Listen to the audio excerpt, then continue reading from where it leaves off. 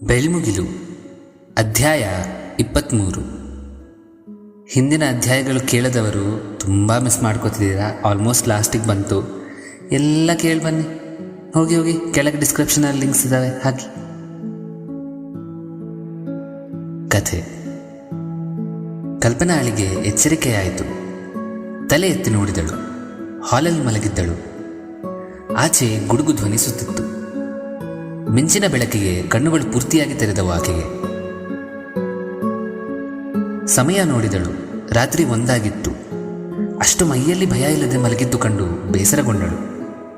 ಶ್ರವಣ್ಣ ಎಬ್ಬಿಸಿ ಹಾಲಾದರೂ ಕುಡಿಸಿ ಮಲಗಿಸಬೇಕಾಗಿತ್ತೆಂದು ತನ್ನನ್ನು ತಾನೇ ಬೈದುಕೊಳ್ಳುತ್ತಿದ್ದಳು. ಎದ್ದು ಕೂತಳು. ನಿದ್ದೆ ಮಾಡಿದ ವಿಧಾನ ಸರಿ ಇರಲಿಲ್ಲವೇನೋ. ಬೆನ್ನಲ್ಲಿ ನೋವು ಹಿಡಿದುಕೊಂಡಿತ್ತು. ಸೇರದ ಕೈಗಳಿಂದ ಬೆನ್ನನ್ನು ತೀಡಲು ಪ್ರಯತ್ನಿಸುತ್ತಿದ್ದಳು. ತೊಡೆಯಿಂದ ಪಕ್ಕಕ್ಕೆ ವಾಲಿದ್ದ ತನ್ನ ಲ್ಯಾಪ್ಟಾಪ್ ಅನ್ನು ಕಂಡಳು. ಹಾಗೆ ಅಪ್ಡೇಟ್ ಆಗುತ್ತಾ ಬಿಟ್ಟಿದ್ದ ಅದನ್ನು ನೆನೆಸಿಕೊಂಡು ಮತ್ತೆ ತೆಗೆದಳು. ಅಪ್ಡೇಟ್ ಪೂರ್ತಿಯಾಗಿತ್ತು. ತನ್ನ ಡಿಸೈನ್ ತೆಗೆದು ಇನ್ನೊಮ್ಮೆ ನೋಡಿ, ಇದು ಸರಿ ಇದೆ, ನಾಳೆ ಒಮ್ಮೆ ಟೀಮ್ಮೇಟ್ಸ್ಗೆ ತೋರಿಸಿ ಒಪಿನಿಯನ್ ತಗೊಂಡ್ರೆ ಫಸ್ಟ್ ರೌಂಡ್ ಪ್ರೆಸೆಂಟೇಷನಲ್ಲಿ ತೋರಿಸ್ಬೋದು ಎಂದುಕೊಂಡಳು. ಆ ದಿನದ ಅಪ್ಡೇಟ್ ಕೊಟ್ಟಿಲ್ಲ ಎಂದು ನೆನಪಾಯಿತು ಅವಳಿಗೆ. ಸುತ್ತಮುತ್ತ ಮೊಬೈಲನ್ನು ಹುಡುಕಿದಳು. ಕಾಣಲಿಲ್ಲ. ಆ ಸಮಯಕ್ಕೆ ಬೇರೆ ಏನೋ ಧ್ವನಿ ಕೇಳಿಸಿತು. ಮೊದಲಿಗೆ ಅರ್ಥವಾಗಲಿಲ್ಲ ಆಕೆಗೆ ಅದೇನು ಎಂದು. ಮಾಡುತ್ತಿರುವ ಎಲ್ಲವನ್ನೂ ನಿಲ್ಲಿಸಿ ಸೂಕ್ಷ್ಮವಾಗಿ ಕೇಳಲು ಪ್ರಯತ್ನಿಸಿದಳು. ಮತ್ತೆ ಬಂದ ಆ ಧ್ವನಿಯಿಂದ ತಿಳಿಯಿತು, ಅದು ಅಳುತ್ತಿರುವಾಗ ಬರುವ ಉಸಿರಿನ ಸದ್ದನ್ನು. ಶ್ರವಣ್. ಬೇಗನೆ ಲ್ಯಾಪ್ಟಾಪ್ ಪಕ್ಕಕ್ಕಿಟ್ಟು ಬೆನ್ನಿನ ನೋವನ್ನು ಲೆಕ್ಕಿಸದೆ ರೂಮಿನೊಳಕ್ಕೆ ಓಡಿ ಹೋದಳು. ಅಲ್ಲಿ ಕೂತಿದ್ದ ಶ್ರವಣ್ಣ ಪರಿಸ್ಥಿತಿ ನೋಡಿ ಆಕೆ ಛಿದ್ರಗೊಂಡಳು. ಶ್ರವಣ್ ಬೆಡ್ ಮೇಲೆ ಬೆನ್ನು ತೋರಿಸಿಕೊಂಡು ಆ ಕಡೆಗೆ ಕೂತಿದ್ದ. ತನ್ನನ್ನು ತಾನು ತಬ್ಬಿಕೊಂಡು ಹಾಗೆ ಕಾಲನ್ನು ಕೈಯಲ್ಲಿ ಮುಳುಗಿಸಿಕೊಂಡು ಒಳಗೆ ತಲೆಯನ್ನು ಬಚ್ಚಿಟ್ಟುಕೊಂಡು ಕೂತಿದ್ದ. ಅಳುತ್ತಿರುವುದು ತುಂಬ ಮೃದುವಾಗಿತ್ತು. ಬೇಕೆಂದು ಅವಳನ್ನು ಎಬ್ಬಿಸದೇ ಇರಲು ನಿಶ್ಶಬ್ದವಾಗಿ ಅಳುತ್ತಿದ್ದನೆಂದು ಅನಿಸಿತು ಆಕೆಗೆ. ಕ್ಷಣವೂ ಇರದೆ ಹೋಗಿ ಅವನ ಪಕ್ಕದಲ್ಲಿ ಕೂತು ಬೆನ್ನು ಮುಟ್ಟಿದಳು. ಆ ಸ್ಪರ್ಶಕ್ಕೆ ಬೆಚ್ಚಿ ಬಿದ್ದನು ಶ್ರವಣ್. ಮೈಯೆಲ್ಲ 2 ಕ್ಷಣ ಕಂಪಿಸಿತು ಅವನಿಗೆ. ಅವನು ಹಿಂದಕ್ಕೆ ಸರಿದಿದ್ದು ನೋಡಿ ಬೆಚ್ಚರವಾಯಿತು ಆಕೆಗೆ. ಆಕೆ ಎದ್ದಿದ್ದು ಅವನಿಗೆ ಅರಿವಾಗಿರಲಿಲ್ಲವೇನೋ ಎನಿಸಿತು. ಅವನನ್ನು ತಾಕಲು 2 ನಿಮಿಷ ಯೋಚನೆ ಮಾಡಿದಳು. ಆದರೆ ಅಷ್ಟರಲ್ಲಿ ಅವನು ಕಣ್ಣೀರನ್ನು ಒರೆಸಿಕೊಳ್ಳುತ್ತಾ ಅವಳನ್ನು ಶೂನ್ಯಮುಖನಾಗಿ ನೋಡುತ್ತಿದ್ದನು. ಶ್ರವಣ್, ಏನಾಯಿತು? ಯಾಕೆ ಪುಟ್ಟ ಅಳ್ತಿದ್ಯಾ ಎಂದು ಕಂಠದಲ್ಲಿರುವ ಶುಷ್ಕತೆಯನ್ನು ಅಡಗಿಸಿಕೊಳ್ಳುತ್ತಾ ಕೇಳಿದಳು. ಅವನು ಉತ್ತರ ನೀಡದೆ ಅವಳನ್ನು ದಿಟ್ಟಿಸಿ ನೋಡುತ್ತಾ ಇದ್ದನು. ಅವನ ವಿಚಿತ್ರ ಪ್ರವರ್ತನೆಯ ಪ್ರಭಾವ ಕಲ್ಪನಾಳ ಮೇಲೆ ಮೆಲ್ಲಗೆ ಬೀರುತ್ತಿತ್ತು. ಆಕೆಗೆ ಅರಿವಿಲ್ಲದೆ ಮೆಲ್ಲಗೆ ಗಾಬರಿಗೊಳ್ಳುತ್ತಿದ್ದಳು. ಆಕೆಯ ಕೈಗಳ ನಡುವು ಅದನ್ನು ಸ್ಪಷ್ಟವಾಗಿ ತೋರಿಸುತ್ತಿದ್ದರೂ ಗಮನಿಸಲಿಲ್ಲ ಅದನ್ನು. ಅವನನ್ನು ತಾಕಿ ಜ್ವರದ ಪರೀಕ್ಷೆ ಮಾಡಿದಳು. ಅದೃಷ್ಟವಶಾತ್ ಏನಿರಲಿಲ್ಲ. ಆದರೆ ಆತ ಏಕೆ ಹಾಗೆ ವರ್ತಿಸುತ್ತಿದ್ದಾನೋ ತಿಳಿಯದಾಯಿತು ಆಕೆಗೆ. ಪುಟ, ಹಸುವಾಗ್ತಿದೆಯಾ? ತಿನ್ನಕ್ಕೇನಾದರೂ ಕೊಳ್ಳ ಎಂದಳು. ಆತ ಬೇಡವೆಂದು ತಲೆಯಾಡಿಸಿದನು. ಆದರೆ ಕಲ್ಪನಾಳಿಗೆ ಸಮಾಧಾನವಾಗಲಿಲ್ಲ. ಬೇಗನೆ ಹೋಗಿ ನೀರನ್ನು ಬಿಸಿ ಮಾಡಿ ಮಾಲ್ಟ್ ಪೌಡರ್ ಹಾಕಿ ಮಾಲ್ಟ್ ತಯಾರಿಸಿದಳು. ಮಾಡುತ್ತಾ ಗಮನಿಸಿದ ಕೈಗಳ ನಡುಗನ್ನು ನಿಯಂತ್ರಿಸಲು ಪ್ರಯತ್ನಿಸಿದಳು. ಆ ಪ್ರಯತ್ನ ಪರಿಸ್ಥಿತಿಯನ್ನು ಇನ್ನೂ ಗಂಭೀರಗೊಳಿಸಿತು. ಹಿಡಿಯಲು ಪ್ರಯತ್ನಿಸಿದ ಪಾತ್ರೆಗಳು ನಡುಗೆಗೆ ಜಾರುತ್ತಿದ್ದವು. ಅವನ ಮೇಲಿದ್ದ ಕಾಳಜಿಯೆಲ್ಲ ಅವಳ ಕೈ ಮೇಲೆ ಕೋಪವಾಗುತ್ತಿತ್ತು. ಕಾರಣ ತಿಳಿಯದ ಜೊತೆಗೆ ಬೆನ್ನಿನ ನೋವು ಕಾಡುತ್ತಿತ್ತು ಆಕೆಗೆ. ಒಂದು ಕೈಯಿಂದ ಇನ್ನೊಂದು ಕೈಯನ್ನು ಹಿಡಿದುಕೊಂಡು ಪಾತ್ರೆ ಇಳಿಸಿದಳು. ಅಷ್ಟರಲ್ಲಿ ಶ್ರವಣ್ ತಾನಾಗಿ ಅಡಿಗೆ ಮನೆಗೆ ಬಂದನು. ಕಲ್ಪನಾ ಮಾಲ್ಟ್ ಲೋಟಕ್ಕೆ ಹಾಕಿ ಹಿಂದಿರುಗಿದಳು. ಶ್ರವಣ್ ಅಳುತ್ತಾ ಅಮ್ಮ ಅಮ್ಮ ಎನ್ನುತ್ತಾ ಕೈಯಲ್ಲಿರೋ ಫೋನ್ ಅವಳಿಗೆ ನೀಡಿದನು. ಆಕೆಗೆ ಅರ್ಥವಾಗಲಿಲ್ಲ. ಫೋನ್ ಯಾಕೆ ಕೊಡ್ತಿದ್ದಾನೆ?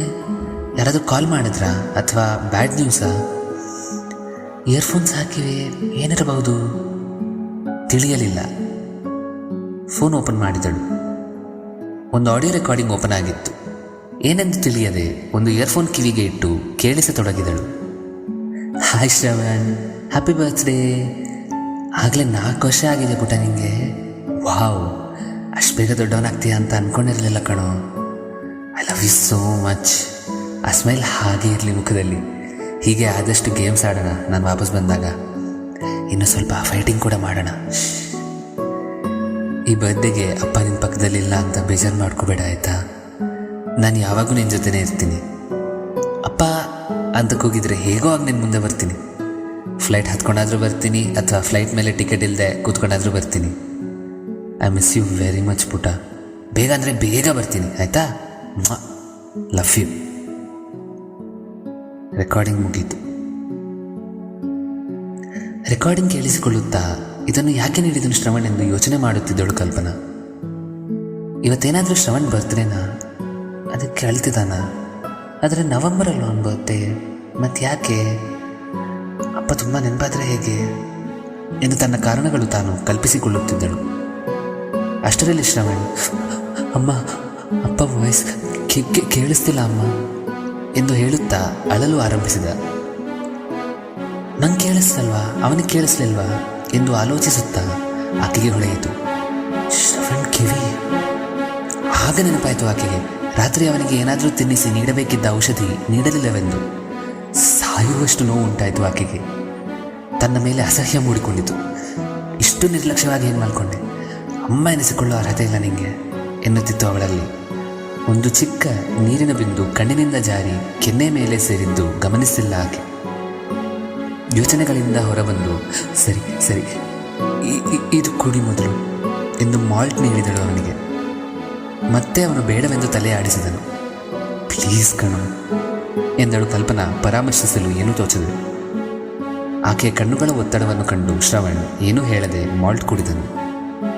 ಕುಡಿದ ನಂತರ ಇಯರ್ಫೋನ್ಸನ್ನು ಇನ್ನೊಮ್ಮೆ ಪರೀಕ್ಷಿಸಿ ಅದನ್ನು ಅವನಿಗೆ ನೀಡಿ, ಇದು ಕೇಳಿಸ್ತಿಲ್ವಾ ನಿಂಗೆ ಎಂದು ಕೇಳಿದಳು. ಆತ ಇಯರ್ಫೋನ್ಸ್ ಇಟ್ಟುಕೊಂಡು ಸ್ವಲ್ಪ ಹಾಗೆ ಹೀಗೆ ಗಮನಿಸಿ, ಅಮ್ಮ ಅಪ್ಪ ವಾಯ್ಸ್ ಕೇಳಿಸ್ತಿಲ್ಲ ಅಮ್ಮ, ಅಮ್ಮ ಅಪ್ಪ ಅಪ್ಪ ಅಪ್ಪ ಅಮ್ಮ ಅಪ್ಪ ವಾಯ್ಸ್ ಎಂದು ಗಾಬರಿಗೊಳ್ಳುತ್ತಾ ಹೇಳಿದನು.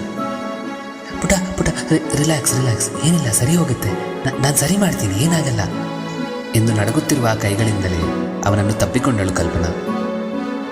ಸಾರಿ, ಟ್ಯಾಬ್ಲೆಟ್ಸ್ ಕೊಡೋದು ಮರ್ತೆ, ಸಾರಿ ಸಾರಿ ಸಾರಿ ಸಾರಿ ಎಂದು ರೂಮ್ಗೆ ಹೋಗಿ ಟ್ಯಾಬ್ಲೆಟ್ಸ್ ತೆಗೆದುಕೊಂಡು ಬಂದಳು. ಆ ಟ್ಯಾಬ್ಲೆಟ್ಸ್ ನೋಡಿ ಅರ್ಧ ಪ್ರಾಣ ಹೋಯಿತು ಕಲ್ಪನಾಳಿಗೆ. ಮಾಡಿದ ತಪ್ಪು ಕಾಡುತ್ತಿತ್ತು. ಲೋಟ ತೆಗೆದುಕೊಂಡು ನೀರು ಹಿಡಿದು ಶ್ರವಣ್ ಕಡೆಗೆ ಬಂದಳು. ಆದರೆ ಶ್ರವಣ್ಣ ನೋಡಿ ಪ್ರಾಣ ಸಂಪೂರ್ಣವಾಗಿ ಕಳೆದುಕೊಂಡಳು ಆಕೆ. ಶ್ರವಣ್ ಚಲನೆ ಇಲ್ಲದೆ ಕೆಳಗೆ ಬಿದ್ದಿದ್ದನು.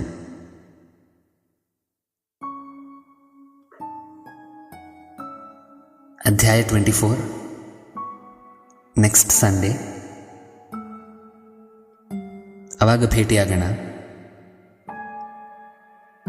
ಕಥೆ ಹೇಗೆ ಹೋಗುತ್ತೋ ನೋಡೋಣ. ಜೈ ಶ್ರೀರಾಮ್.